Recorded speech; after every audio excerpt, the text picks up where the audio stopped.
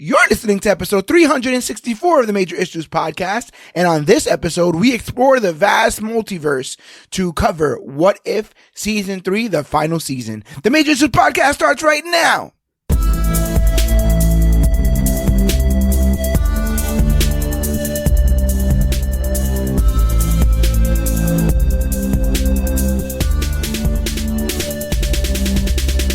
Hello, everybody out there in comic book land. My name is George Serrano, aka The Don. And if you're listening to this, you can only be here for one reason.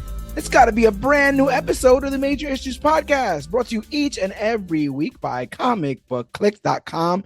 And as always, I am never alone. Sir, if you could please introduce yourself. Yo, what's good, y'all? It's your boy, A-Rob, the Marvel guy. How's everyone doing out there in comic book land?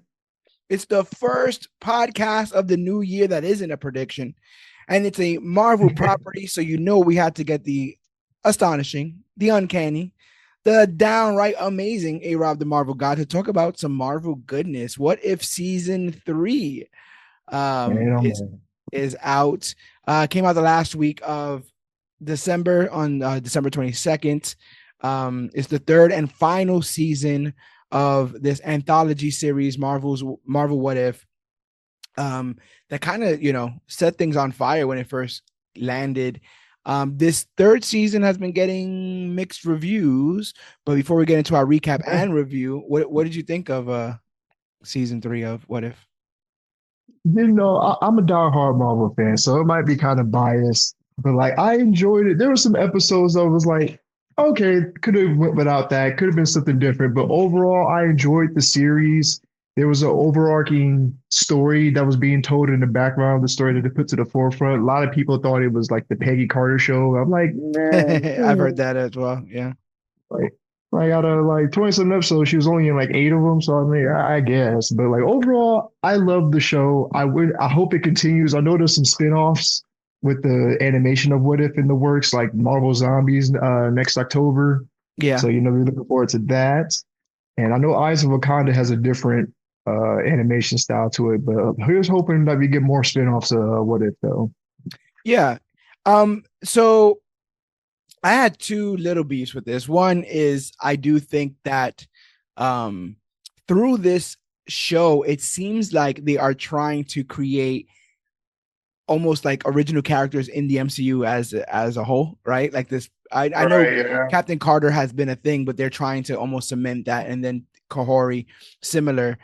Those characters, some of those characters are in the TVA book, the new Marvel Comics TVA sort of comic. Yeah. And they're taking a lot of this source material from the Exiles, right? These group of time displaced people who are trying to save the timeline and stuff.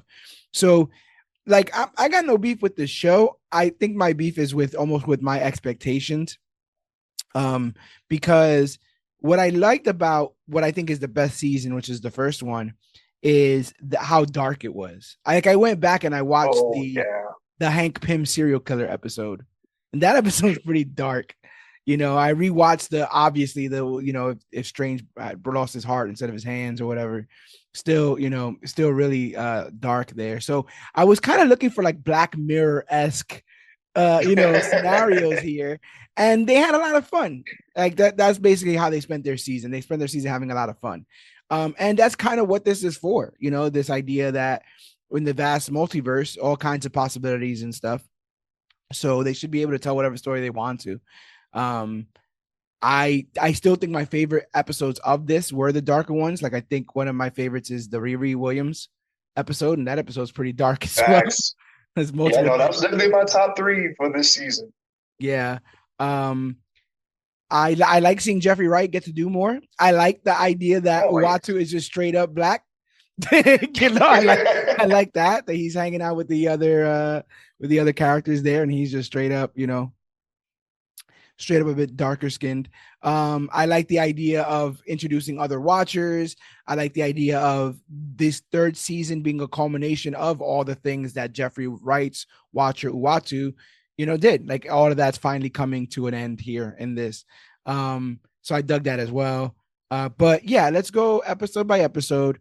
Full spoilers if you haven't watched this show, and we'll discuss what we dug and what we liked about this season if you are ready, sir. Yes, sir. All right. So the first episode is what if the Hulk fought the Mech Avengers? And we saw a little bit of this stuff in preview images, all these Gundams and mech fighters and stuff. Uh, so while jogging in Washington, D.C., Sam Wilson meets Bruce Banner and invites him to a support group. Banner opens up about his struggles as the Hulk, sparking a friendship. Hoping to help, Wilson takes Banner on a family boat trip, but during a storm, Banner transforms, nearly hurting the Wilsons. Guilt-ridden, Banner vows to rid himself of the Hulk and attempts a gamma radiation experiment. Instead, the experiment creates Apex, a monstrous being, and unleashes an army of gamma beasts.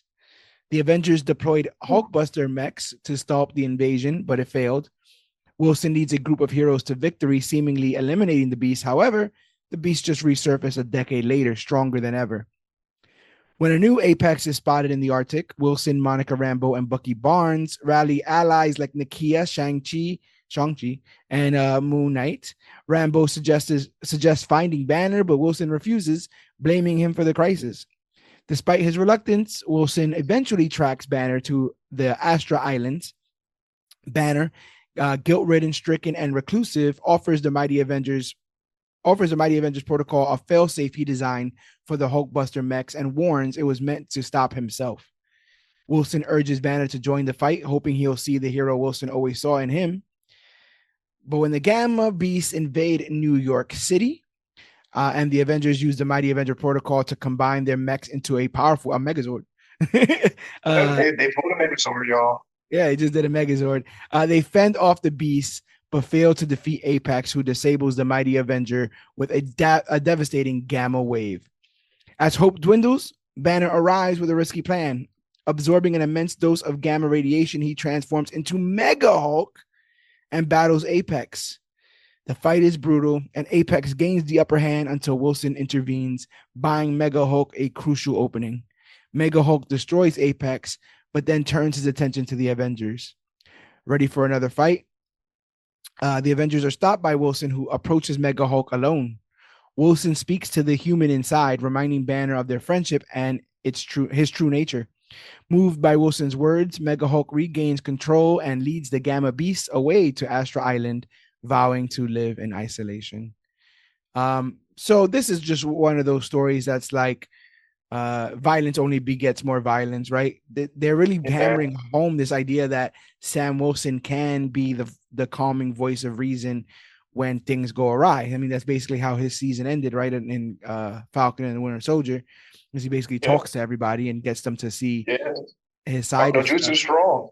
Yeah, and I think that this is also trying to create a through line for Wilson and Bruce. You know, I think that their idea of a pairing, friendship, and stuff like that, I think is a pretty interesting one, a pretty cool one. But what do you think about this episode? It was an episode I didn't know I wanted it until I saw it. The Avengers with mech suits, Gundams, basically. Oh my God, give me more of that show.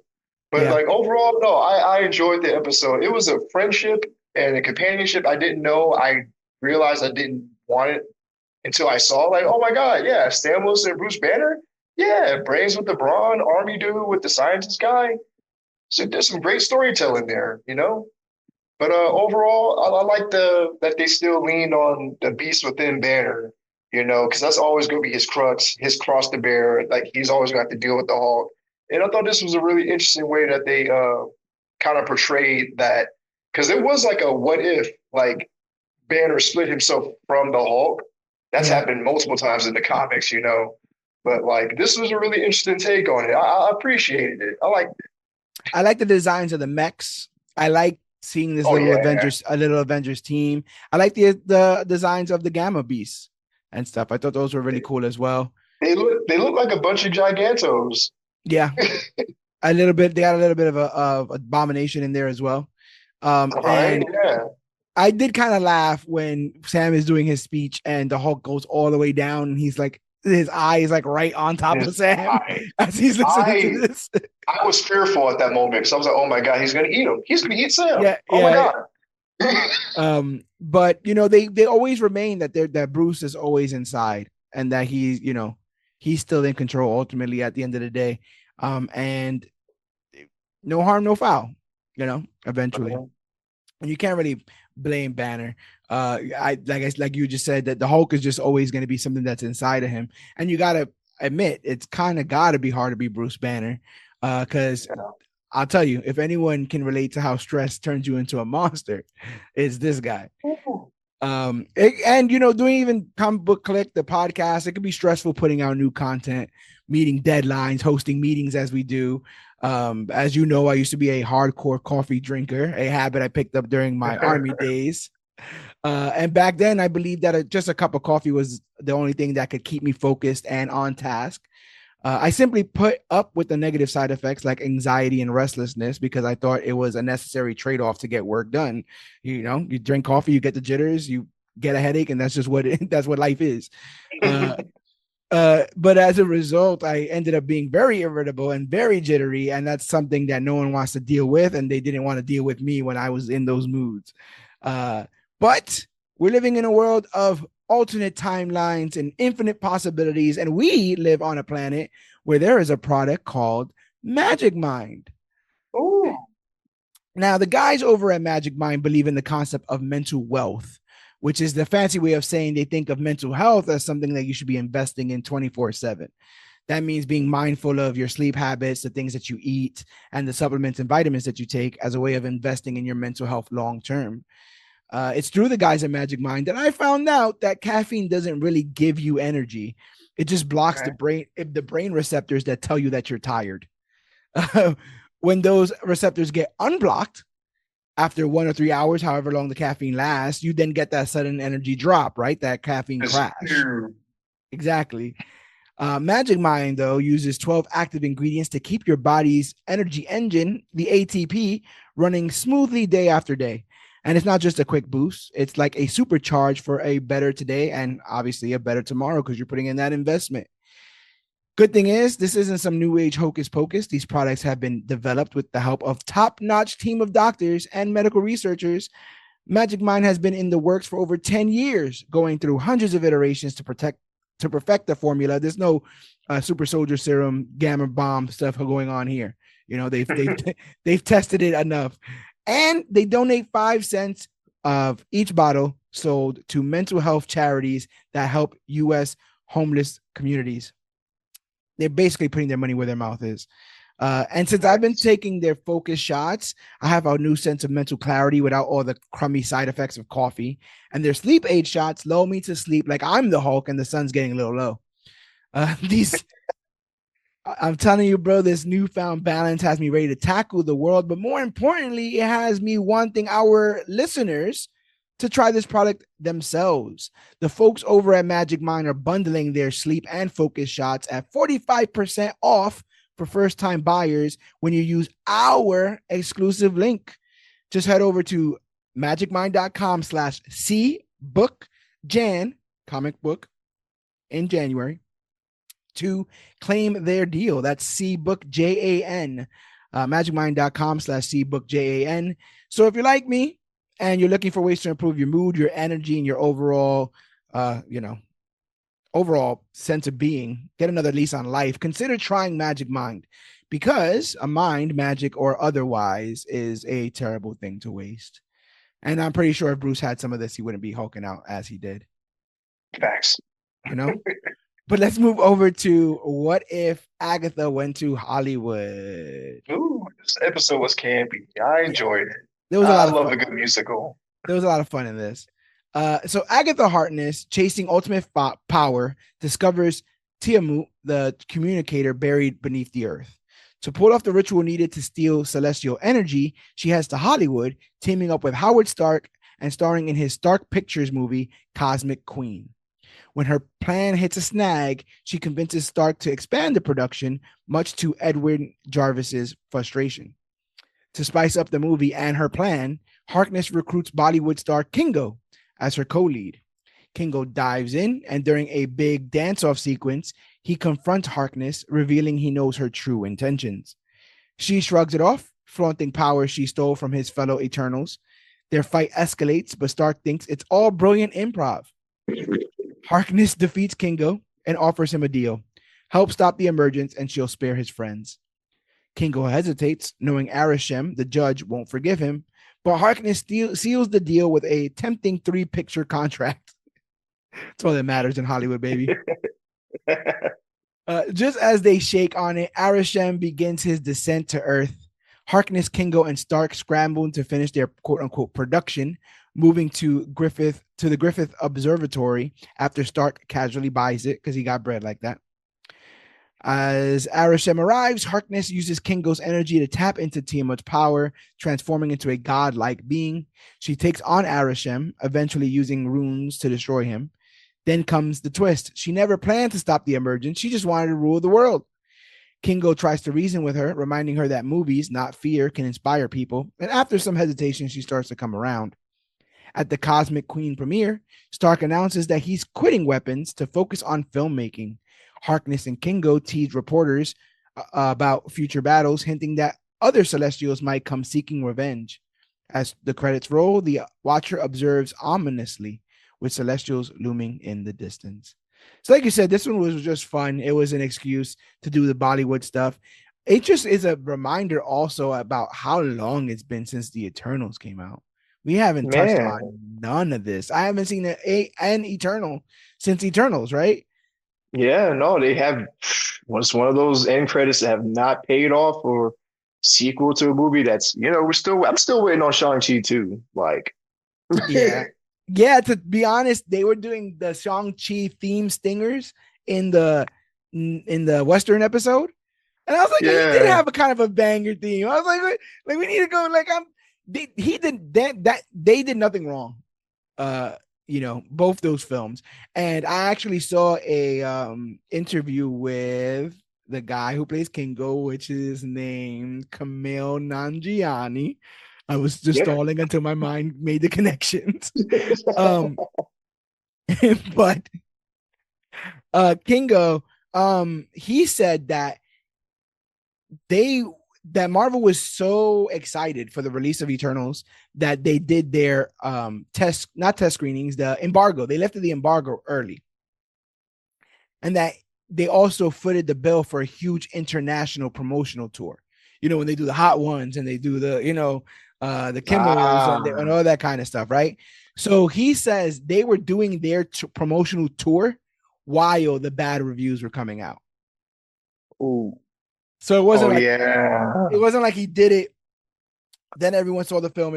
He was literally being approached by reporters and stuff like, "Hey, how do you feel about it not doing too hot?"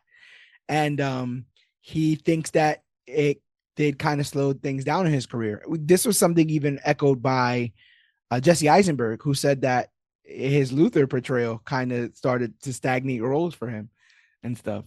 These Hollywood puts together these $1 million pictures, but if you're not a proven commodity, they end up not taking any more chances on you.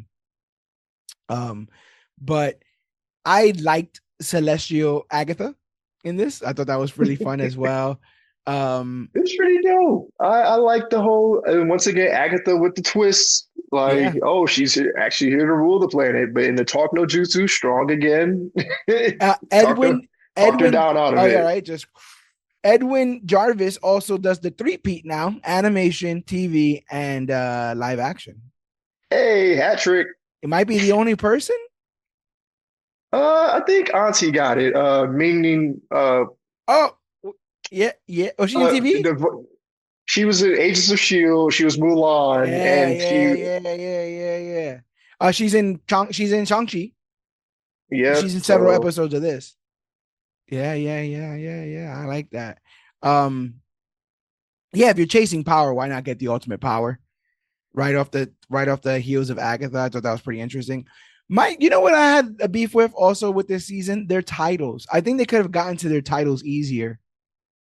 a little bit. You're Like like, last year's titles were like pretty straightforward. You know what you're gonna get if you read the title.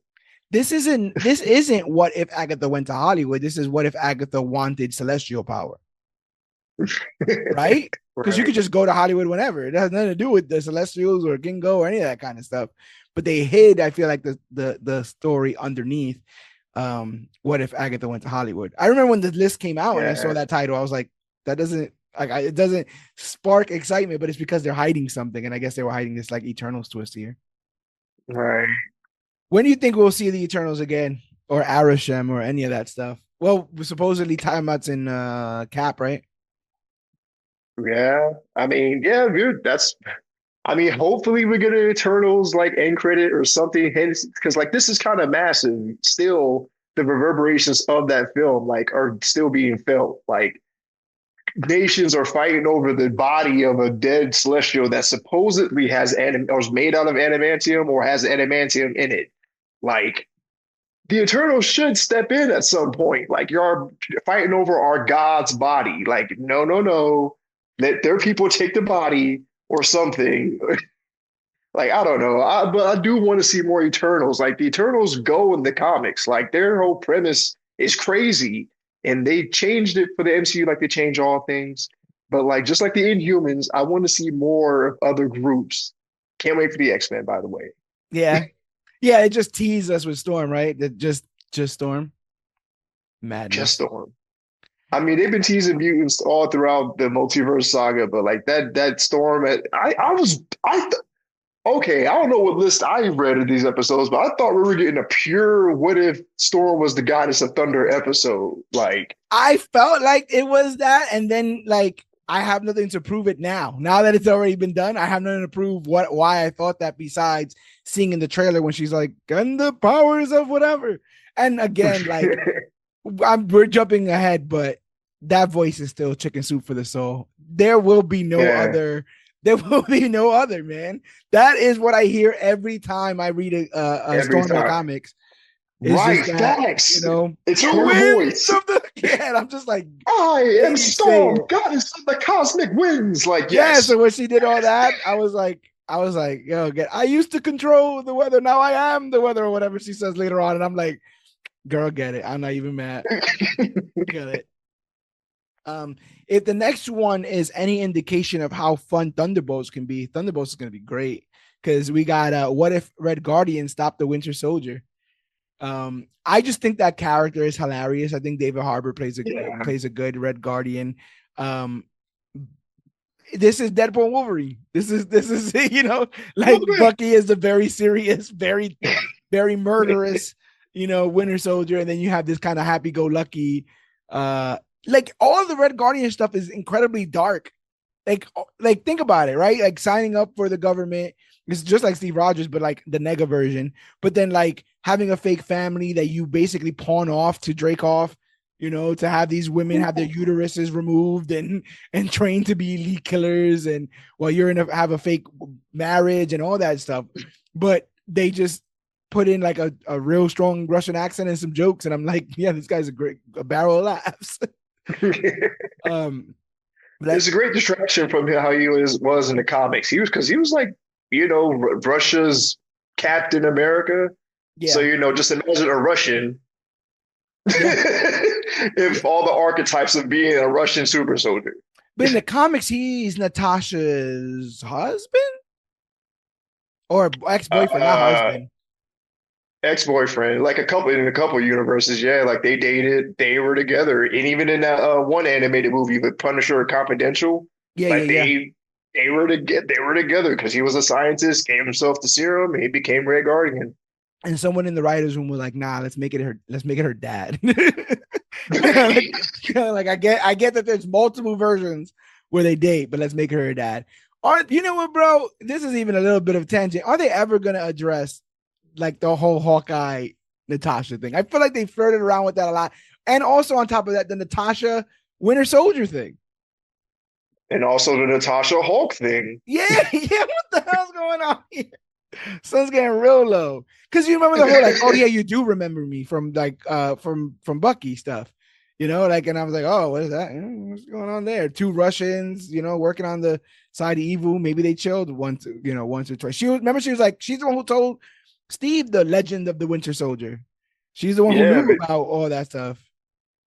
because of the fact that it was one of the few missions she failed because the Bucky shot through her to kill the scientist, and then she's Oh like, yeah, yeah, "No yeah, more bikinis." yeah, yeah, yeah, yeah, yeah, yeah, yeah, yeah, yeah. Like, oh my god, like Russia is so crazy. Not to Yes, try it's to get political here, yeah, right, but right, right, like right. Wow, Russia is fucking crazy. They Real can, they life can, and comics. they can be a bit intense. They can be a bit intense. So in the 1980s, Red Guardian is assigned a low-level mission in Ohio, much to his frustration. Feeling undervalued, he steals. This is Deadpool. He steals intel about a Soviet sleeper agent, the Rook, determined to prove his worth. Meanwhile, The Hydra, Rook. the Rook. Meanwhile, Hydra reactivates the Winter Soldier to retrieve. I did not like that they didn't have subtitles while this was happening, but whatever. Reactivates the Winter Soldier to retrieve Howard Stark's super soldier serum. Both men cross paths during the Stark mission, clashing before fleeing the scene as authorities close in. I like how he was like, "You don't have to kill them; they just said to take the, just take the Right? serum." And I was like, "Oh Like, yeah."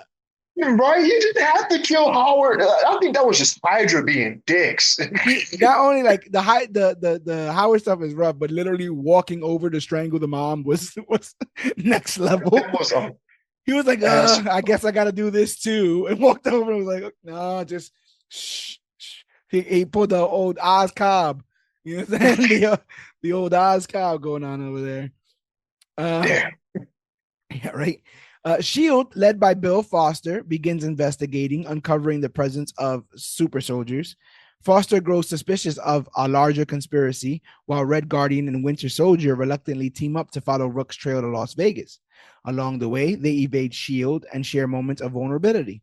Winter Soldier begins to recall fragments of his past, while Red Guardian reflects on his loyalty to a system that may not value him. Like I said, I think it got really cool there, where they kind of were seeing each other as things other than fucking weapons that get pointed at people. Mm. And this is like the most Bill Foster we've gotten in a while too. Like he's just in the wings. Right? I don't think they're I ever actually gonna appreciate make it. Homeboy to say. I don't think they're ever gonna make Homeboy suit up. He's in every season. He was in the remember the old Avengers when they get Yeah. Peter Quill and whatever. They getting a lot of mileage out of Bill Foster, more mileage than they ever got out of him in the MCU. I mean, Lawrence Fishburne, he's a massive nerd. Like, I'm sure if they asked him, I'm sure he will suit up for Secret Wars. I think so too. The only thing is, the biggest thing I know Bill Foster for is getting killed in Civil War. Right. Is when Same. Ragnarok puts a thunderbolt through his heart, and then they can't move the body because he can't pin back down because he's dead, and they got to figure out how they're gonna deal with this big ass body on Right. the And they ground. just bury him in a giant hole, Yes, like yeah, wrapped in cloth. Like, damn. that's absolutely disrespectful. Um, so in Vegas, they find the Rook, and it's Obadiah Stane. Um, I I don't know what I was listening to, maybe New Rock Stars or something, but they were saying like Obadiah Stan or something like that, and that was getting me so mad. I was like, they've said the name a million times, don't get it wrong now. Uh, Stain reveals that he is a Soviet spy, but a self-serving opportunist who manipulated both Red Guardian and the Winter Soldier to eliminate the Starks and secure Stark Industries for himself.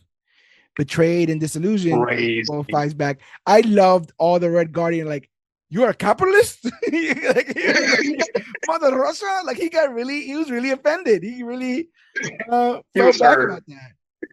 Yeah, he was treating a Rook like he was his like favorite superhero or whatever that he never met before. And then he really don't ever meet your heroes. This is what happens. You find out that they're Facts. capitalists. But it's crazy, like they introduced the fact that Obadiah Stane was behind Howard and Maria's deaths because he was also almost behind Tony's death Yeah. in 2008's Iron Man. Like, so, like, if Obadiah really was in the background trying to kill the Starks to take over the company since like since the 90s, the Yeah. 80s, like Yeah. crazy. And it's like a Marvel thing because that's also similar to the origin story of Iron Fist. Is the idea that his dad's business partner, right, to get him out, Right. crashes the plane or whatever, gets him crashed over in Kunlun or whatever. So that was just happening all willy-nilly in Marvel. Business partners just getting at each other. I also saw a meme that was like, why do they keep making like the capitalist inventors all look the same? You know, the pencil thin black mustache and the black hair combed over, and then they showed a picture of Walt Disney. And they're like, that's why. They're all just Walt Disney. Um, so betrayed and disillusioned, the duo fight back and went with Winter Soldier killing Stain. However, their actions alert both Shield and the Red Room, leading to a chaotic showdown on the Las Vegas Strip. During the battle, Winter Soldier reveals that Dreykov ordered him to kill Red Guardian, but he defied his command. When Red Room forces try to reopen the Winter Soldier program, or reprogram Winter Soldier, Red Guardian helps him resist, cementing their bond. Reminiscent of the Dora Milaje sort of scene where they're, together they defeat the Red Room agents and Goliath, allowing Foster and Shield to take Karpov and the other operatives into custody. Winter Soldier is recaptured by Hydra and subjected to further memory suppression. Red Guardian, now disillusioned with his past allegiances, stays in the U.S., blending into civilian life as a gym teacher. Bill Foster eventually approaches him, returning his shield and inviting him to join the Avengers. Red Guardian ultimately accepts joining the team during the Battle of New York, which is a very funny scene of him being put back in there. But yeah, like I said, I think this is just a reminder of how funny I think him and Bucky are going to be in that film, because I think they have a lot in common. Same thing with Yelena. I want to see Yelena and Bucky together, right? Like those two probably have a ton in common. Literally brainwashed, Russian army, operative, dead friends, all of it. Missing body parts. Yeah. Whether outside or inside. This was a buddy cop episode, it felt like. Purely. And I really dug the Red Guardian as comic relief. I thought that was really, really well done. Always, like you said, David Arbor, he don't miss. He doesn't miss. And I also appreciated that they in every season there's always something that deals with the Red Room. Because last season, they combined basically Winter Soldier, Black Widow, and what was the other movie? Because and Captain America: The First Avenger. When they had to deal with the Red Room and floating above the fake town and stuff. Yeah. And then there was he was still in the Ironmonger suit, or what's the Hydra Stomper suit? Hydra Stomper, yeah. And the thing is, I appreciate that. Just like the Eternals, those are things that opened up the world more, and we just never addressed them. Things like the Red Room. And the Red Room literally fell out of the sky, and no one spoke about it. No one talked about it. And Yelena was supposedly going around and rehabbing widows. That was how the Black Widow thing ended.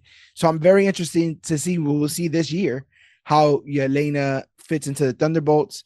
I thought she was also with Taskmaster, so it would also explain that, how any of that comes together. So it'll be very interesting. But I like this little bit. I like this little buddy cop thing that went on there. Mm-hmm. We are now on to the most controversial episode of What If. What if Howard the Duck got hitched? This is the one that we posted about on Facebook and got a lot of traction for, because people were like, "What the hell?" And what's funny is I had wrote the line, like it's less like "what if" and more like "what TF." And that's almost something that Uatu says like directly, like he's looking at the opera Ultron or whatever, and he's like, "What the hell?" But yeah, this is hoping they grabbed him for the last episode. Like they needed an Ultron. I'm like, oh, grab the show 2-in-1. Yeah, right. He's hilarious. So this one is actually a continuation of something that happened in season 1 with What If Thor Was an Only Child, which I also forgot was the name of that title. I always just think of like Party Thor. That's what I think of what that episode is, but it's actually What If Thor Was an Only Child. And so we know that when he was an only child in that universe, he threw a party of all parties, literally like the biggest intergalactic party on Earth. And at that wild party, Darcy Lewis and Howard the Duck find themselves parents to be when Darcy eventually lays an egg after their fun that they had at that party. Right. Yes. Going to laying an egg. Intrigued and uncertain about their child's nature, they are soon swept up in an intergalactic adventure after accepting an invitation to the Grandmaster's grand cruise across the stars. I like the Grandmaster's back. Also, he should be back in more things. The Grandmaster doesn't just disappear. He like hangs out. I hope they introduce more his race, what's it called? The Elders of the Universe or whatever. Yeah. Because isn't it him and the Collector who do Secret Wars in the first place?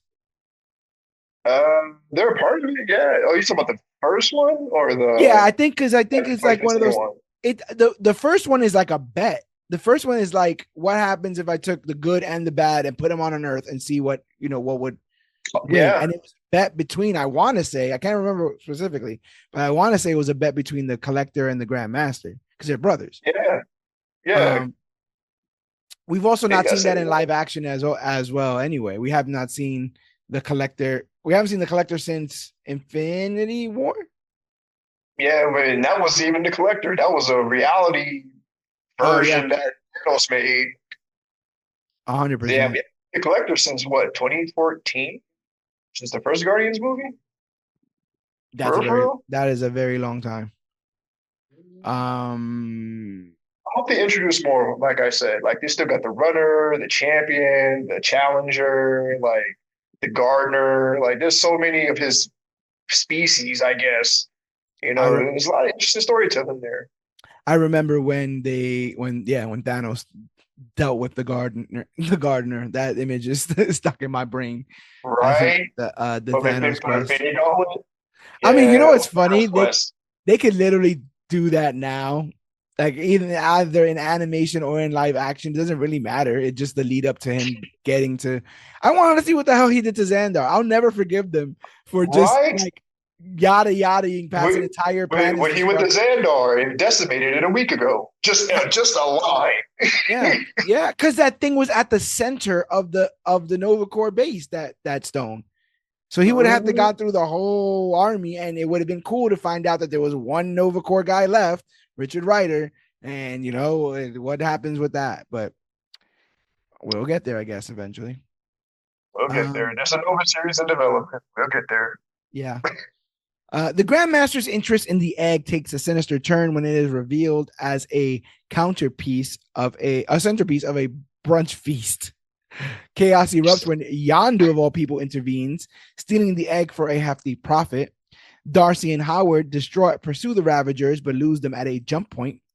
Seeking answers, Darcy contacts Nick Fury, who explains the egg's significance. Its conception during the convergence may signal the birth of a powerful cosmic being. So this is kind of like is it Messiah Complex? Where they got baby Hope and everyone's trying to get Hope because of, Yeah, of what's going down. yeah. Yeah, It's that the celestial prima donna. yeah, Like yeah, there's so many stories that deal with someone super important and everyone in the universe wants this motherfucker for whatever reason. yeah. It's basically Keep Away, but with a baby. But I So mean, with an egg at first. Uh, we learned that Yondu sold the egg to Caecilius. You want to talk about people we haven't seen in a while? right. Caecilius. It's coming up to 10 years since Doctor Strange came out. Yeah. Caecilius plans to use it as a host to resurrect Dormammu. It was cool to see Dormammu again. Howard and Darcy infiltrate the Zealots' hideout on Nowhere just as S.H.I.E.L.D. agents Fury and Coulson arrive to seize the egg. A battle ensues, spiraling into the mirror dimension. Amidst the chaos, the Ducks reclaim their egg and flee, pursued across the galaxy by an ivory alert issued by S.H.I.E.L.D.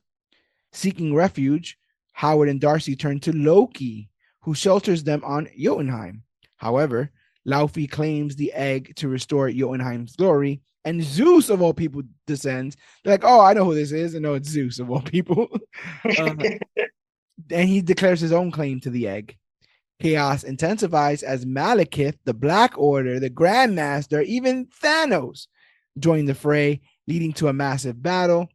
As the warring factions close in, Howard and Darcy sing a heartfelt kiss ballad to their unborn child. The egg begins to glow, emitting energy bolts to protect its parents. It finally hashes, unleashing a powerful shockwave that halts the chaos. Their child, Birdie, is born, an extraordinary being of light and energy. Fury concedes that Birdie is safest with her parents. Loki negotiates peace with Laufey, offering the Ducks a home on Jotunheim, but they choose to return to Earth. Settling into their quiet life, the family puts Birdie to bed, marveling at the incredible journey that brought them together. If you would have asked me, this was a episode directed by James Gunn. The talking animals, the joke, but the jukebox stuff. What song was it? Can you remember? No, I gotta rewatch it again. Oh, it's Made for Loving You, right? I was made for loving you, baby. You were made for loving me. I mean, I like I feel said, like I a rock. James Gunn episode. Yeah, That's funny. I rock with that. I rock with that. This was fun. Like even for all of its like you have to get past the concept. But I feel like once you get past the concept, I feel like this was a ball of fun. I think that the music definitely helped getting that license to have that song in there. This is the only thing that I'm a little bit whatever about. It has been said that in the Fantastic Four First Steps, Natasha Lyonne will be in that film, and she's in an undisclosed role. What are the odds? What are the odds? What are the odds that Birdie is in Fantastic Four First Steps? Is that possible? I mean, well, Would from they what just I've randomly have gathered, her play two different characters? I mean, from what I've gathered about the first step, spoiler alert if I'm right, Right. that universe is going to end. Yes. So, like, maybe, like, during the end of it, the exiles show up to save the Fantastic Four, and then boom, they just end up in Battle World and Secret Wars. That's where we see them next. Like, I'm just throwing that out there. Then I see, like, I see. I don't think that they're against a live action Kahori. I think that's extremely possible. I think the only thing that might mess that up is whether or not they're ready to commit to Storm. That's the biggest, to me, thing or whatever. But they literally could just show up without her and pull a sequel to First Class where they're like, yeah, sorry, crazy what happened to Storm, right? Like, where they just they deal with it with a line. Right, but also, they had a photo like Thor and T'Challa were part of the exiles. So I'm like, there was a strong lineup. So maybe it's just a team, but just like you said, displace people from different timelines trying to save the multiverse. So just interchangeable people, maybe. Yeah, yeah. It could be literally randos. You could put Casey on there from TVA. You know what I'm saying? Maybe the TVA starts working with the exiles, right? Get all put all those Ghost Spider, maybe Gwenpool. Those are both Stacy's. But it makes a lot of sense with the whole Deadpool Wolverine thing, right? Like you guys are on ice, but we might need you later on, kind of thing. They could be part of an exiles kind of team if that universe is threatened. So that's interesting. But yeah, I kept thinking, I'm just like, they kept saying Natasha Lyonne's going to be in the Fantastic Four movie in an undisclosed role. Then they just randomly introduce her not only into the MCU, but like as a part of the final act team, as an original character that they own. Marvel Studios owns. Marvel Comics is, they've never been a character in Marvel Comics. Really interesting stuff. But let's go into one of my favorite episodes. What if the emergence destroyed the Earth? Oh, such a good episode. I was not expecting this episode to be as good as it was. Because I didn't know what to expect. Honestly, I'm just expecting like the Avengers that fail, and then there's like living out in like space colonies or something. But it took a real dark turn in this episode. This episode and the other ones in this season have done more to deal with the Phase 4 characters than anything else.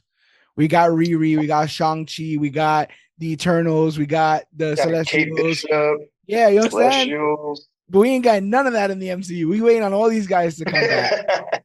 They got Kate on a post credit for the Marvels 2 years ago. Oh yeah, that's the time, bro. I was literally, I think it was, I can't remember what it was exactly that I was watching. It might have been the trailer for Cap 4, but I'm like, why does it feel like it's been so much time in between these projects when it hasn't? They've just been giving us so much. But I felt like by Phase 1, we had spent a good amount of time with those 6. And then when they do the Avengers movie, you're like, okay, I'm down. But for this, it just feels like everybody's so scattered. I don't know how you put a team together. They've not put the breadcrumb down for why anyone would contact anyone in this. And who would? Is, without Fury, is Sam supposed to make the team work for himself? Like, who makes Yeah. that call to reband the Avengers? Is it Hulk because he's an OG? Right? Where's Thor? Oh yeah, Thor. Thor, does he care to be part of a team with everything? He has a daughter now. He's dealing with stuff like that. So maybe he's not. Right? Even... He has a. Does the Avengers know that Thor has a daughter now, and the Hulk has a son? And the Hulk has a son and a cousin who is now powered. There's a lot of stuff, bro. There's a lot of stuff to happen. Yeah, there's a lot of stuff to answer. I'm glad the Russo brothers are directing both Doomsday and Secret Wars because they're great at storytelling. They're going to address a lot of these things because they did it in Infinity War, Civil War, Winter Soldier. Like, they addressed a lot of those issues and things, like from Age of Ultron and like the first Avenger and like well, oh my God, blanking. And then Thor. Yeah. Like, they addressed a lot of the characters, like issues and grievances that they had, like with Thor and his mom. He resolved that issue. Like when they went back to get the Reality Stone, like that was great, and I think they're gonna do that again. They have to.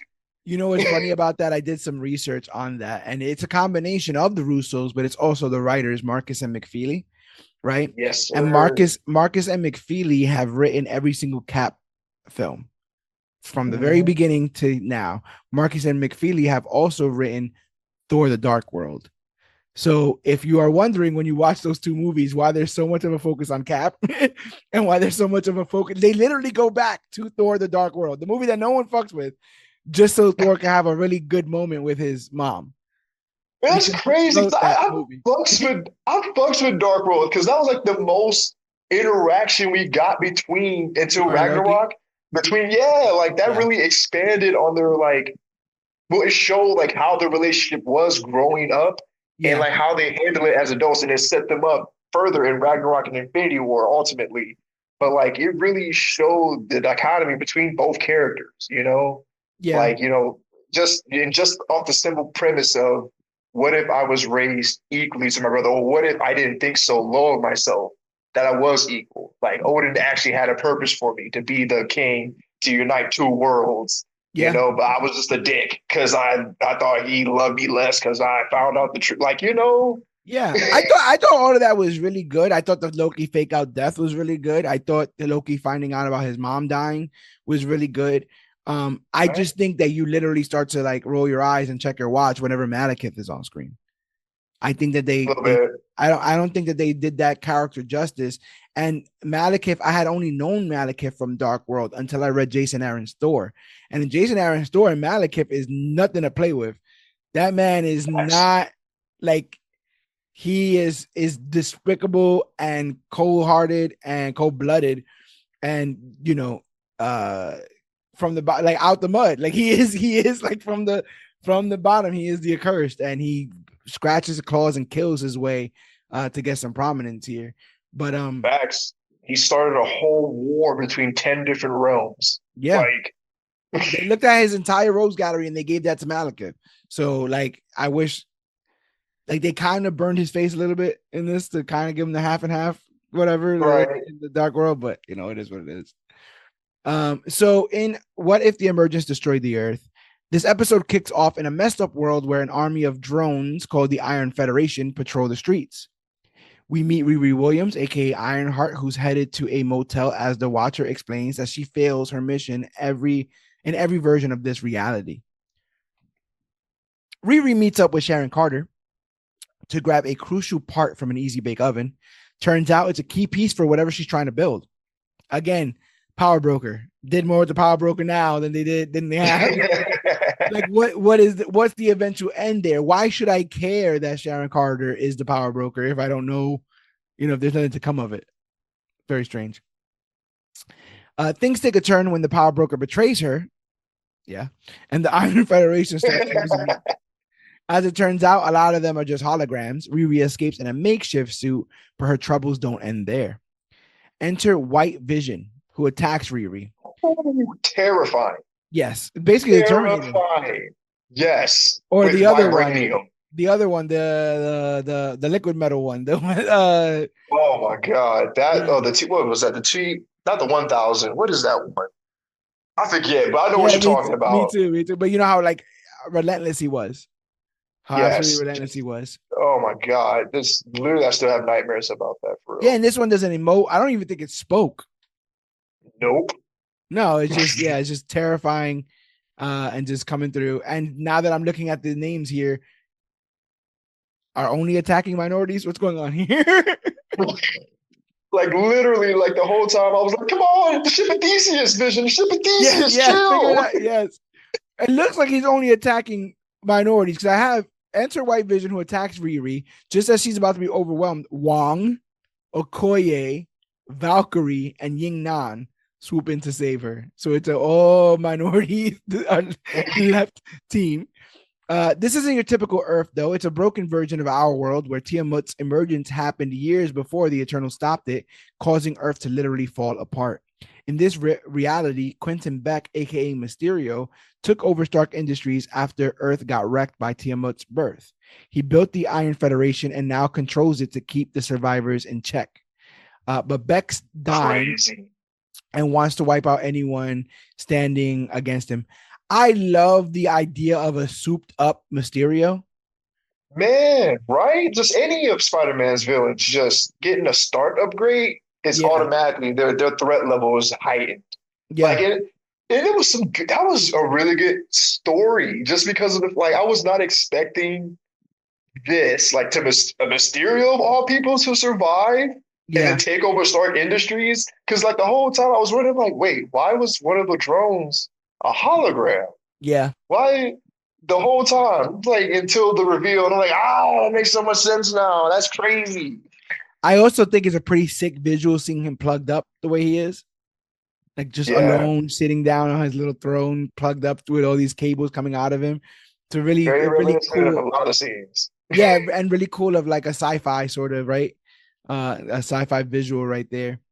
Riri is tasked with making a device to kill White Vision. Her new team buys her some time, but they're quickly wiped out by the synthezoid. And killed. Like, let me reiterate, they die. Like he kills them. This is not a show where they're like, oh, they got knocked down or whatever. Like Vision is down for the kill. Riri finishes the device and together, and I love while she's doing it, she's basically cursing. It's like stupid thing, freaking work. They want me to build this in like 3 minutes. How the hell am I supposed to? Really making me laugh. Riri finishes the device, and together they plan to destroy the nanites powering Beck's illusions. The Watcher, though, is downhearted, knowing Riri is about to face her fate. Riri merges with White Vision's tech to become a human synthezoid, and for a moment, things look like they might work. But then her suit fails, and she's left unable to see through Beck's vision.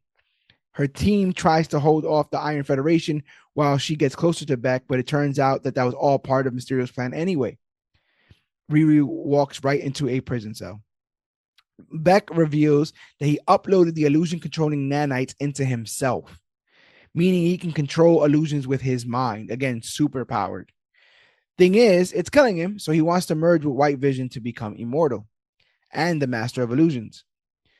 Riri fights back, but soon she discovers none of this is real. She's still stuck in an asteroid field. Wong, Okoye, Valkyrie, and Yingnan are dead, and everything after White Vision's defeat was just an illusion. Really just took us back like, damn. Just damn, that's cruel. Yeah. The Watcher feels powerless as he watches Riri face her doom again, but he can't hold back and urges her to keep fighting. Riri Mac, yes, Riri Mac, because he was like, you know what? That's my sister right there. He was like, Yeah. Right, like you can only watch someone fail so many times before you actually intervene. Like, yeah. because he said he's seen it hundreds of times. Like he's seen this play out hundreds of times. But now, fight, Reed. Fight. And you also see how important it was for him to, or at least for the Watchers in general, not to intervene. It was a huge deal for them not to intervene. And he's just compelled to. He is the outlier. Riri manages to defeat Beck, breaks his illusions, and projects the Avengers logo into the sky, giving other survivors hope. Beck dies and the day is saved, but there's a twist.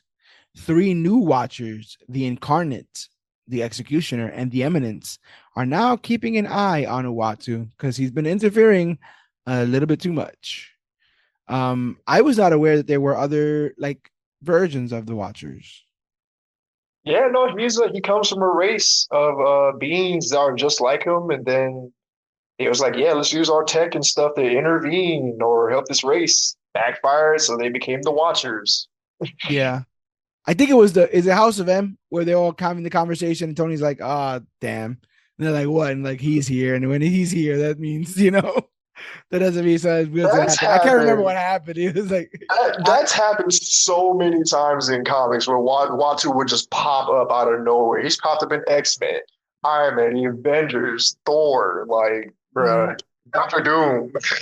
And the idea is that he is terrible at his job, right? In all these generations, is the idea that he is supposed to be an impartial watcher, but he can't help himself. So I think that's pretty funny there too. Um, I also really like this episode as well. I just wish it wasn't the villain was a little different of a villain. It's what I would say. I like the setting. Um, and I think a little bit of me was getting excited because the villain purports to be the Hood, and that's a character that's supposed to be making his debut in Ironheart this year, played by Yeah. Anthony Ramos. So I was hoping to get a little bit more on that, but ultimately the Hood is not in this episode at all. But let's get into it. What if 1872?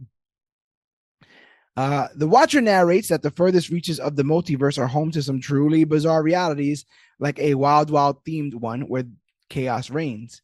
In this episode, we explore a twisted alternate version featuring Shang-Chi and Hawkeye. It is revealed that Zhu Xiling, Shang-Chi's sister, fled to America seeking a better life, only to fall victim to the villainous Hood, who uses immigrants to further his own agenda, targeting them as scapegoats in his pursuit of power. Shang-Chi embarks on a quest to find his sister, while Kate Bishop is in her own revenge mission to avenge the death of her family at the Hood's hands. Their journey leads them to a desolate township where they meet Jun Fa, a young boy who claims that the Hood left on a ghost train. The pair follow his lead and discover that the train is powered by stolen Stark and Hammer tech. Inside, brainwashed immigrants, including Zhu Xiling, are under the Hood's control. They also encounter Sonny Birch, of all characters to come back. Sonny Of Birch, all people. who's revealed to be working for the villain. And he's talking, and I'm like, is that Walton Goggins? And I was like, oh, yeah, Walton Goggins is in the MCU. He was stealing Hank Pym's stuff. After a tense confrontation, the heroes are captured and brought before the Hood. Jun Fan narrowly escapes, but is pursued by Birch's men. As things seem dire, the Watcher intervenes, and Shang-Chi confronts the Hood. The battle escalates as the Hood turns invisible, but Shang-Chi unmasks him to reveal Zhu Xiling's face. She killed the Hood and assumed his powers. Determined to reshape America, she leads an army of brainwashed followers. So this is one of those things that kind of reminded me of Falcon and the Winter Soldier, where like the villain is right, but then they are jerks. So no one really cares that they're right. Right, just goes about it all wrong. Yeah, because they quite literally did use Chinese laborers to construct the railroads and tossed anyone aside who got injured or gravely got mauled by the machinery or passed out during the construction. Like they treated them like fodder, and then everybody else went to the bank. So the idea of setting it at this time, making Shang-Chi a Chinese hero in the era of the West, really interesting stuff. They just don't say anything about it because, they can't make, his sister right. So right. I wish they leaned more with. I wish they did more with June Fa's character because I looked it up because like his name was so familiar. yeah. I looked it up. He was the Iron Fist of 1878. Oh, what's funny? People kept saying he was an Iron Fist, and I thought that they were suggesting that he was the new one that they just created not too long ago. Oh no, that's Li Fang. I think No, that's Li Li Fang Fang. is somebody else. Is it Li Fang? But he Right? says Wait. as he's doing his like karate thing, don't he? They say something like I know he says like wasting, and he says a bunch of like just but, animal bug no, poses. but they say something like this kid has Fist of Iron or something like that. They say something very on the Yeah. nose about that. Lin Lai? Is it Oh, Lin Lil Lai? E. Lin Lee? Lin Lai? Lin Lee? I'm looking for, yeah, I'm trying to like for more variants. It might be Lin Lee or Lin Lai. Um, it's kind of funny that they haven't touched on that at all. They haven't touched on Iron Fist at all since we closed down the Netflix shop on it. Right. Here's Really, hoping to come back. really interesting. Um, yeah, they gotta eventually get to gosh, what Kung Lung, right? Am I saying that right? Yeah, Kunlun, because like that disappeared. Like he split the power between him and Misty, or not Misty, Colleen, so she can do the Iron Fist shit. That was so cool. And then Right? they met up with Orson Randall or whatever. Mm, yeah. Ridiculous. It was so close, so close. Um, so after a tense confrontation, the heroes are captured by the Hood. Jun Fan narrowly escapes, but is pursued by Birch's men. As things seem dire, the Watcher intervenes, and Shang-Chi confronts the Hood. The battle escalates as the Hood turns invisible, but Shang-Chi unmasks him to reveal Zhu Ziling's face. Like I said, she killed the Hood. Meanwhile, Birch confesses to killing Kate's parents and uses a pocket watch to control her. This watch took forever to work. And I kept wondering, why is she just like kind of standing there? But maybe it was like a thing of like getting slowly drugged kind of stuff. You know, maybe that's what it was. But he dead ass was sitting there and expositoring, right? Expositing about this whole watch situation. He's like, oh yeah, the watch. You hear it? Yeah, it's gonna make you brainwash. Oh, by the way, I killed your parents. Like he's having a full conversation. Jun Fan disrupts the mind control by ringing a bell, allowing Hawkeye to knock out Birch. In the final confrontation, Shang-Chi attempts to reach his sister, but she's too far gone. This is kind of wild because it's like, all right. And, she's like, I'm going to kill you. And he's like, well, I'm not going to kill you because you're my sister. And I'm like, oh, that's kind of lit, whatever. And then you just hear a gunshot and Kate just walks up and it's on site. She saw her man, Shang-Chi fighting somebody. So she let off with the bullets. I don't really blame her. But then it's revealed that it's her sister, and she's literally like, "Oh my god, I am so sorry." And he's like, "Well, you didn't kill her; the Hood did." And I was like, "That's kind of, I get that. That's kind of easy, but right." Yeah. I mean, she did kill her. Like technically, we're getting put in the courts. But yes, I can see how you would think that the Hood killed her, a long time ago. The episode ends with a bittersweet moment as Shang-Chi doesn't blame Kate and the two heroes ride off into the sunset. However, the Watcher's interference does not go. Oh, because he saves the kid, doesn't he? Yeah. Yeah, he saves the kid, and that was it. That was one act too far. He is captured by the Eminence, and ominous shards of the observational plane spill into the multiverse. Because they like yoke him up. And they push him against they yoke his ass up and they push him against the thing. And they're like, yo, it's really good. And shards of the observational plane split into the multiverse. And then that basically then gives us our 2-part finale, which is what if the Watcher disappeared and what if. But what do you think of this cowboy themed episode? Once again, I like the theme. Like it just showed, the multiverse and all its crazy possibilities. Like, there's a futuristic world, there's a Wild West world, there's a zombie apocalypse, post-apocalyptic, so but I just wish there was more of the episode. Like I like the fact that they combine Shang-Chi's story and the Wild West. That's dope. Far East meets the Wild West. We've seen that so many times. What's it called? High Noon, Shanghai High Noon or whatever. Mm-hmm. It works. I would like to have seen different other characters in the same setting, because you see John Walker, that's how it starts, right? It's John Walker's there, right? I would like to see like more Avengers in the Wild West, besides just Kate and Shang. How would Moon Knight would be in this universe. I also miss Kate. I miss you, girl. And she kills it in cowboy gear. I'll also say that as well. And don't let Shamik Moore bother you, girl. Is all I got to say.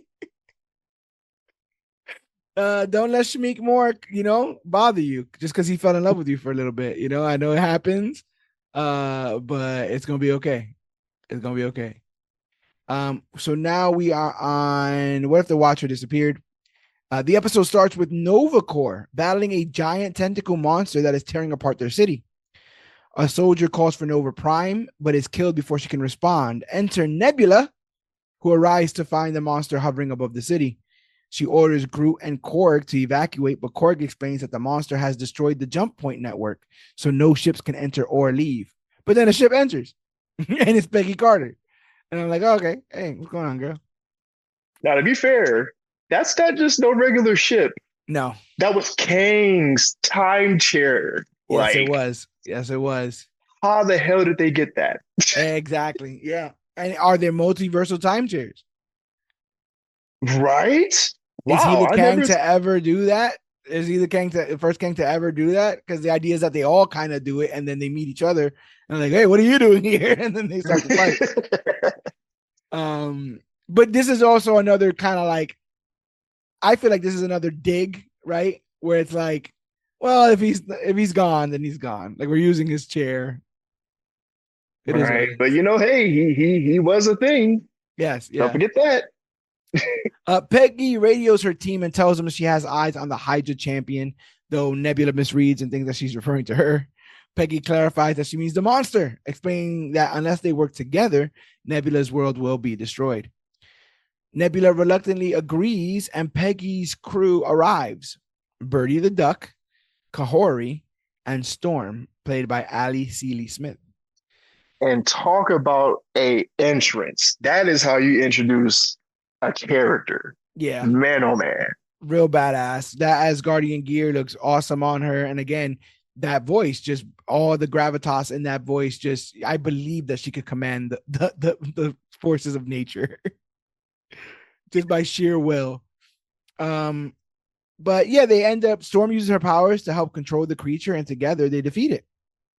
As they prepare to leave, shards from the observational plane where the Watcher resides rain down from the sky.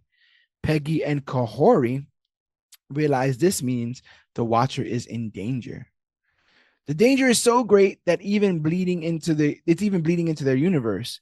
Instead of the usual monologue from the Watcher, we hear from the Eminence, who believes every choice creates a consequence, not a possibility. He's furious that the Watcher recruited Peggy to stop the multiverse from collapsing, and warns that if Peggy's team is a threat, he'll stop them, and the Watcher will be held accountable. Meanwhile, on the ship, Peggy and Storm figure out that the shards are from the fifth dimension. They recall the last time something like this happened was when Infinity Ultron attacked the observational plane. Since the Watcher hasn't contacted them, Peggy suspects that he's in trouble, and they need to investigate the fifth dimension. Birdie upgrades their ship to help with the interdimensional jump, but the test pod explodes, destroying one shard. Storm tries to use Mjolnir to appeal to the Asgardian gods, but the explosion destroys the second shard. That was a pretty badass scene, though. And then the whole ritual with the metal, yeah. Birdie's reaction. That was the best one, right? It's like, it's gone, and he's like, "Well, you did hit it with a big hammer." He's like, "What did you think was gonna happen? You hit it with a big hammer." With no other options, Kahori suggests they call on Infinity Ultron, who's the only being to successfully travel to the fifth dimension. Peggy plans to capture one of the Ultrons, reprogram its AI, and force it to open a portal to the fifth dimension. They also have reset charges from the TVA as a backup plan, though it could kill them all. They just say that, like, right? I'm like, so y'all worked with the TVA or did something with the TVA that ended up with y'all getting timeline reset charges? Is this the first time they've suggested that those guys are working together? Yeah. That was the first when he said, yeah, we're just gonna get some TVA charges and prove his universe. Like, what? You just said that so casually. But it goes back to what I'm saying, right? This idea that they might be trying to fold these guys in. Right? Like maybe we're supposed to pop for the MCU characters, the Fox characters, and the What If guys are all gonna come together and do a thing. That'd be cool if they could do that with the people that are seemingly quote unquote dead. Those actors. Maybe we Mm. get a what if Maria Hill, get her ass back in here because she should have never died in fucking Secret Secret Invasion. Invasion, right? That was a very unceremonious death. Everyone got Like it fake outs shocked for me. her. Everyone got fake outs for Maria. It's like, oh no, she's just faking it. Oh, that's a lot of blood. That is a lot of blood. That's not a scroll. Yeah. It's a risky plan, but it's their only option to save the Watcher. So the team prepares for a high stakes mission to save the multiverse. I feel like this episode can't stand alone. I feel like it's with the other one. If you watch this and then Yeah. you were just like, oh, I had enough, and then just stop watching the show, you'd be like, what the heck is going on? I don't think it could stand alone. I think you need this other piece to it. Which is what if. The episode begins with a flashback to when the Watcher first became one. Under the guidance of the Eminence, the Watcher learns that to fulfill his role, he must give up everything and turn into no one. There you get a point to say that. Observing without judgment or emotion. This, however, has been repeatedly broken by our Watcher, and as a result, the Watcher and Peggy Carter are captured and face judgment.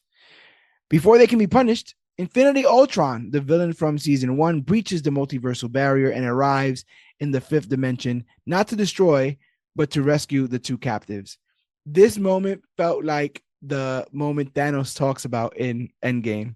Like it brought you guys all brought you to me, because I still maintain that 0 to 100 when Vision becomes, or Ultron becomes Vision, or Ultron Prime, or whatever his name is, Infinity Ultron. Mm-hmm. That episode is one of the most 0 to 100 episodes I have ever seen in anything ever. It's like, oh, so Ultron won. Oh, so he has all the Infinity Stones. Oh, he is destroying the entire universe. Him and Captain Marvel are going into the core of the Earth. They explode the entirety of the Earth. He becomes so omnipotent that he sees the Watcher. He floats through space for thousands of years until he figures out there's more to see and more to conquer. He literally chomps down on a galaxy at one point. That thing goes 0 to 100. It's one of my favorite arcs in that first season, is the introduction of that character. And then the idea that, okay, now we're going to join this entire season to stop him. So the fact that they went back to this, well, I dig it. This was, to me, their greatest swing. So I dig that he's back. And I dig that they just found him hanging out for thousands of years on a rock. And they're like, hey, want to help? Right? Because, and that's what I appreciate about the multiverse. Because, even though it may seem like there's only one being, in the multiverse that's unique, every time they do an action or there's an opposite or something happening, like there's a universe where they didn't do that. So there's a variant of Ultron, Infinity Ultron, or multiple versions of him yes, that still exists. Yeah, that's the idea about infinite possibilities. Infinite possibilities don't mean huge swings. Sometimes it's salt or pepper. So it's salt versus pepper, and that's a completely now branching timeline, and where you chose to do that instead of doing the other thing. So let me see. The Exiles, Birdie, Storm, and Kahori, recruited Ultron to free Peggy and the Watcher. After rescuing them, Ultron stays behind to confront the other Watchers, who quickly overpower him and set out to capture the ship. They eventually succeed, but just when it all seems lost, the Watcher has an idea.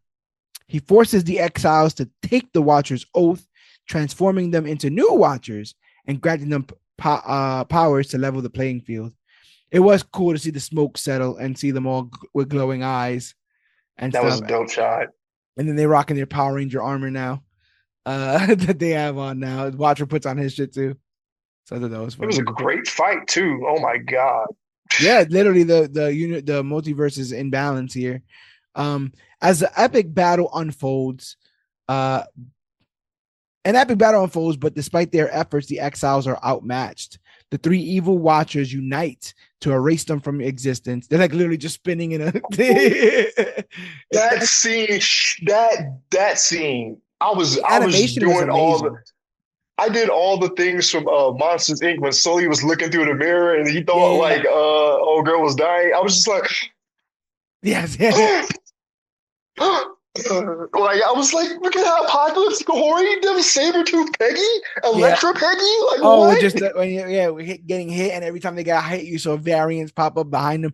Really, really Yeah. inventive stuff. Really, really inventive animation. Even the combined three watchers was a really cool visual, and seeing how they were, how they animated all that was really, really cool stuff. It Um, was giving Living Tribunal when they were combined. I don't think Because you're at wrong. first I thought, that's what their names were. But I had to look it up again. I'm like, oh, their faces mean like equity, death, and like something else. It's not, but it's reminiscent of it. It's three of them. It's always three. Faces You on the know, side, face in the middle, faces on the yeah. sides. Um, so the three evil watchers unite, like I said, to erase them from existence. They start to fade. In a last ditch effort, Captain Carter sends the battle to a dimension ruled by Doctor Strange. She's the only one that's able to kind of fight back against the combined powers of the Watchers and able to stand up. And she sends them into that dimension ruled by Doctor Strange, who blocks the Watchers' power. This move saves the exiles, but Peggy sacrifices herself to ensure their survival, disappearing from existence. This is also when he says his name. Bro, am I tripping? Have they not called him a Watcher this entire time? No, they just been calling him Watcher. Watcher, Inter- Watcher. Can hear you. Can hear me. interesting. Because I think we've been calling him a Watcher. I feel like Yeah, we could. Yeah, but like ever since the first season, he introduced himself as I am the Watcher. I am the Watcher. Interesting. He just has a bit of a tan more than the other guys. Um, Uatu, now the leader of the exiles, tells the Eminence that the Watchers must do more than observe. They must understand the true meaning of the multiverse to protect it. After sparing the other Watchers' lives, Uatu honors Peggy's sacrifice by releasing her shield across the fifth dimension. The episode concludes with glimpses of new realities that Uatu will now watch over, including a six-legged Spider-Man, Samurai Ghost Rider, Riri Williams as the Punisher, uh, Thanos with Wolverine claws, and Maestro as the Sorcerer Supreme. Even Weapon X Thanos. Yeah, that was pretty cool. Jesus. That was pretty cool. Uh, even though this series has concluded, it seems that our watcher's journey has just begun. So yeah, I like I said, I think I like that they ended their arc. This was always supposed to be an anthology series. I kind of wish they didn't then go back in season two. Maybe they shouldn't have made a branching season two finale and then only have come back for Mm, this one. You know what I'm saying? yeah. But so a strong effort all around. Again, my favorite season is season one because I'm twisted and I want dark endings that make you think. Where you go, damn, now what? What the hell's gonna happen now? Like Yeah, no, that that dude, Hey Pim episode was crazy. and then even the strange one of him killing demon after demon after demon, becoming a weird like Cthulhu creature, and then Eldridge, like, yeah. yeah, the ancient one coming to intervene, like, yo, Steven, like, you're getting a little bit too crazy around here. All that stuff was so good. Um, it's a shame that this is ending, but it's left us with a lot of memories, a lot of great episodes. We've now covered all three Yeah. seasons, so you can go and check out our past reviews of the past seasons. I thought a lot of the stuff that they showed in that last scene was pretty interesting as their own what ifs. I don't know why Thanos would need Weapon X, but like the idea of like the Maestro as Sorcerer Supreme is not too far off to like Hulk being the leader of that cult in Ultimates or whatever in the Ultimate Universe with the Rising Sun or whatever. Right. Like Wow. imagine a Hulk as the Iron Fist. Oh my God. You understand? And he constantly has to do yoga or else he'll blow up the world. Like that. I think there's a bunch of still interesting stuff here. And at the very least, hopefully this series gets people excited to pick up What If comics because we're currently going through a brand new run of What If. I don't know if you saw, released this month is a series of different heralds for Galactus. I saw. Yeah. Okay, I Yeah. gotta check that out. So it's like, what if Hulk was the Herald and stuff like that? It's really, really interesting stuff there. So if this didn't really whet your appetite, if you dug this, but you want more, the What If series has been going on for decades. They've made multiple What If series. I remember not too long ago they did that whole "What if Spider-Man was the Punisher?" and he had like bullets for Right, yeah. web shooters and stuff. So That was dope. yeah, the creativity does not stop there. Consider getting into the comics for more wacky adventures. Speaking of wacky adventures in animation, we are be joining you guys next month for Creature Commandos, the very first project from the DCU. The dust has settled. We'll be covering that series in full in preparation for all that's going to come next year. We're going to do a little bit of homework, cover things like Superman and Lois, which we missed last year.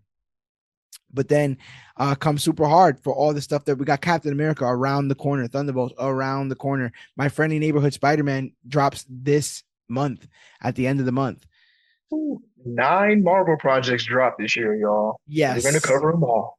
Exactly. And the only way to make sure that you guys are around while we cover them is to follow the Major Issues Podcast, wherever podcasts are found. That's Podbean, Stitcher, Podcast Addict, the Apple Podcast app, TuneFi, YouTube, Spotify, and more. But we're also available at comicbookclique.com. It's the easiest way to get to us because all of our stuff is there. Not only is there a link to get to our merchandise, which you could purchase, and we get a little bit of a kickback from that, but all of our articles are on there. We're going to be writing more. We're going to be doing more. 2025 is a tremendous year for Comic Book Clique. We are ramping up all kinds of new content. There's a new video series coming out. You should be reading. There's a new, we're doing major previews still every month where we're looking through solicitations and giving you our recommendations. We have the CBC Halls where Alex, the COG, every week shows you the new comics that he's got coming up. So make sure that you're paying attention to all things Comic Book Clique at comicbookclique.com. The best part, we're not at comicbookclique.com alone. We share real estate over there with the best roommates in the world, DirtSheet Radio, the leaders in all things pop culture and professional wrestling. And just as big of a year that we have as far as comic books and comic book media, wrestling is going to be having a tremendous year as things like AEW move over to Max, things like Monday Night Raw move over to Netflix, and we still have WrestleMania and the Royal Rumble right around the corner. So check out those guys for that. They do tireless work, post shows for everything in professional wrestling: Raw, SmackDown, Dynamite, Ring of Honor, Impact, and more. So make sure you're checking out all the things DirtSheet Radio does. All that stuff will be in the show notes. Make sure that you're following us all over social media: Facebook.com/comicbookclique, Instagram at comicbookclique, and use that hashtag comicbookclique to talk about the newest, hottest, latest, and greatest things to come to comic books and comic book media. We're at Major Issues CBC on Twitter. We're also at Major Issues CBC on Twitch. Don't forget to visit magicmind.com/cbookjan for 45% off their amazing sleep and focus shop bundle, an exclusive offer for the listeners of this very podcast. That's magicmind.com/cbookjan for 45% off. Get it while supplies last. And that link will also be in the show notes. So you can go ahead and get them there. I think I'm about done. If you want to help us monetarily, go to comicbookclique.com and buy a piece of merch from our TeePublic store. We get a kickback that way. You can go to patreon.com/CBC Clubhouse, and for as little as 10 cents a day, $3 a month, you can help us afford the hardware and the software that we need to keep providing you guys content free of charge. That's another way you can give us money. But maybe you don't got money. Maybe you just got a bunch of heart. Maybe you just got a song you got to sing and you just want to spread the word. Word of mouth is as good as money around these parts. Go tell a friend to tell a friend about the Major Issues podcast, about comicbookclique.com, about how we shoot Major Issues live on Facebook, about how we're doing major previews on YouTube, about how we're about to take over the globe. Because I've been to the future where we do become the latest and greatest thing to come to comic books and comic book media, but I can't tell you how we do it because next thing you know, it's What If Dwayne Johnson.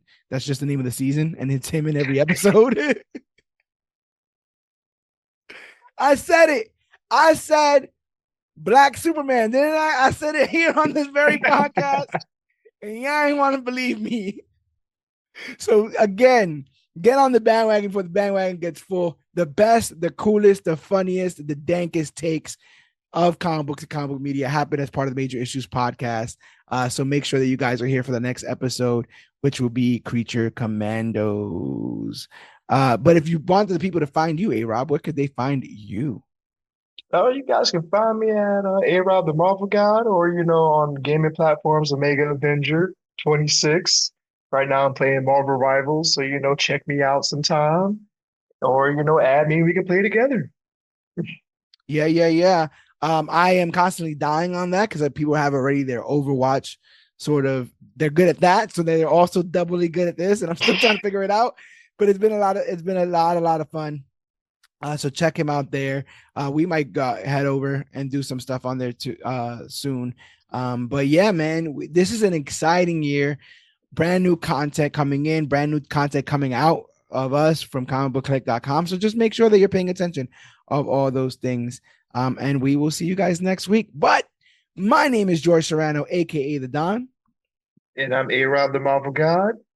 And this has been our What If Season 3 recap and review. And remember, whether you're stuck in 1872, whether you're a samurai ghost rider, or if you end up being a gamma radiated atomic bomb yourself, remember, regardless, that we are the Clique.